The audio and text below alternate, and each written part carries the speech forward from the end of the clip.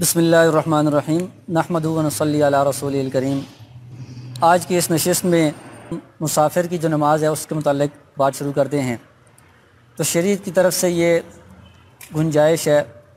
بلکہ یہ سہولت دی گئی ہے کہ ایک شخص شرعی سفر کرتا ہے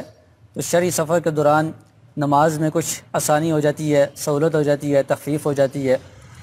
تو اس شرعی سفر سے کیا مراد ہے؟ تو سب سے پہلی بات یہ ہے کہ شرعی سفر تب بنے گا جب ایک بندہ سفر کی نیت سے نکلتا ہے اور اس کا ارادہ یہ ہے کہ میں نے 77 کلومیٹر یا اس سے زیادہ لمبی مسافت ہے، دور کی مسافت ہے، وہاں تک میں نے سفر کرنا ہے۔ جب اس نے یہ ارادہ کیا کہ 77 کلومیٹر یا اس سے زیادہ جو مسافت ہے، اتنی مسافت کا میں نے سفر کرنا ہے، اور یہ ارادہ کرنے کے بعد وہ اپنے شہر کی حدود سے نکل گیا، تو اب وہ شرعی مسافر شمار ہو گیا ہے۔ اب اس سفر کے اندر اس کے لیے کیا حکم ہے کہ جو نمازیں 4 رکعت والی ہیں، جن نمازوں میں 4 فرض ہیں، ظہر کی نماز ہے، عصر کی نماز ہے اور عشاء کی نماز ہے، ان نمازوں میں 4 کے بجائے 2 فرض اس نے پڑھنے ہیں۔ اور اس کے علاوہ جو 3 رکعت والی مغرب کی نماز ہے یا فجر کی جو نماز ہے 2 رکعت والی ہے، وہ اسی طرح اپنی حالت پر رہے گی، اس میں کوئی فرق نہیں آئے گا۔ تو یہ جو 4 رکعت والی نماز ہے، اس کو 2 رکعت پڑھنا ہے،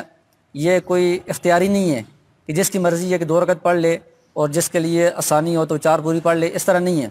بلکہ یہ 2 رکعت پڑھنا واجب ہے، ضروری ہے۔ اگر کوئی بندہ اس سہولت کو، اس گنجائش کو قبول نہیں کرتا، وہ کہتا ہے کہ میں 4 پوری پڑھوں گا، تو وہ گناہ گار ہوگا۔ اس لیے شرعی جو مسافر ہے اس کے لیے اس سفر کے مسائل کا معلوم ہونا ضروری ہے کہ میں کب مسافر بنتا ہوں۔ پھر اس سفر کی حالت میں اس کے لیے ضروری ہے کہ وہ نماز قصر والی نماز پڑھے، کہ 4 رکعتوں کو 2 رکعت پڑھے گا، اس کو قصر کہا جاتا ہے۔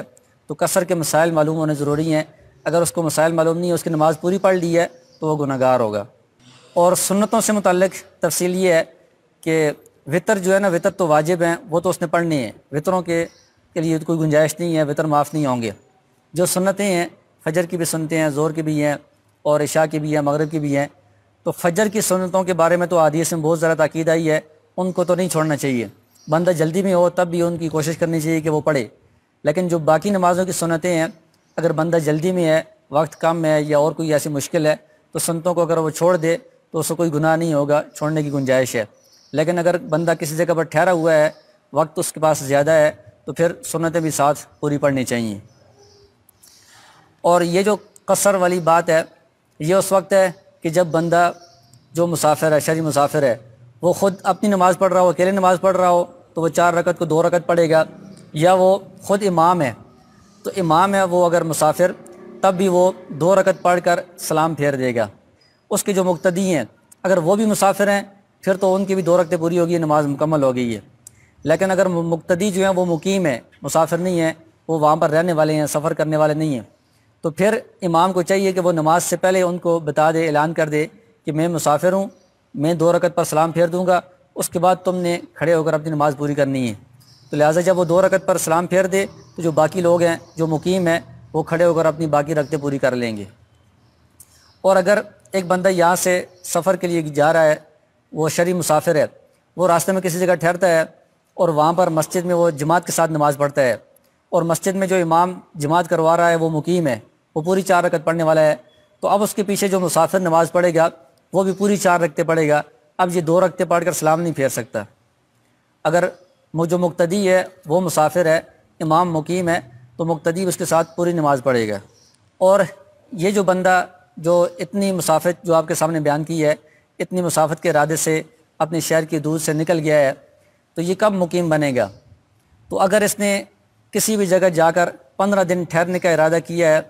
تو جب یہ اس جگہ پر پہنچ جائے گا جہاں پر اس نے 15 دن یا اس سے زیادہ ٹھہرنا ہے، تو وہاں پر یہ مقیم بن جائے گا۔ اب وہاں پر یہ پوری نمازیں پڑھیں گا، وہاں پر یہ قصر نہیں کرے گا۔ لیکن اگر کسی جگہ اس نے ٹھہرنا ہے 15 دن سے کم،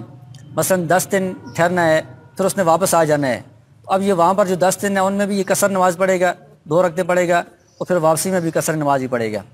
یا اس نے ایک جگہ 10 دن ٹھہر کر وہاں سے آگے جانا ہے، تو اس صورت میں بھی وہ 10 دن جہاں پر ٹھہرا ہے وہاں پر وہ مسافر ہی ہوگا، قصر نماز ہی پڑھے گا، اور جب وہاں سے آگے جائے گا تب بھی وہ سفر میں ہی ہے، تب بھی وہ قصر نماز ہی پڑھے گا۔ تو اپنے شہر کی حدود سے نکلنے کے بعد اس کا سفر شروع ہوگا، اس کی نماز قصر شروع ہوگی۔ تو شہر کی حدود سے مراد یہ ہے کہ جو ایک تو مین شہر ہے، شہر کی جتنی بھی آبادی ہے، اس کے ساتھ جو متصل دیہات ہیں جو اتنے متصل ہیں کہ درمیان میں کھیت وغیرہ یا کوئی اور نہر وغیرہ دریا وغیرہ کوئی زیادہ وقفہ نہیں ہے، تو وہ جو متصل جو دیہات ہیں یا خالی جگہ ہے، میدان ہے، وہ بھی شہر کے ساتھ ہی شمار ہوں گے۔ اس ساری حدود کے بعد جب یہ آگے نکلے گا تب یہ کثر شروع کرے گا۔ لیکن اگر شہر کے بعد درمیان میں بہت زیادہ کھیت ہیں یا دریا ہے، کوئی ایسا زیادہ وقفہ ہے، اس کے بعد کچھ آبادیاں ہیں، تو وہ شہر سے الگ شمار ہوں گی، ان میں جب وہ آگے نکلے گا تو وہ کثر ہی کرے گا۔ تو یہ سفر سے متعلق کچھ ضروری مسائل ہیں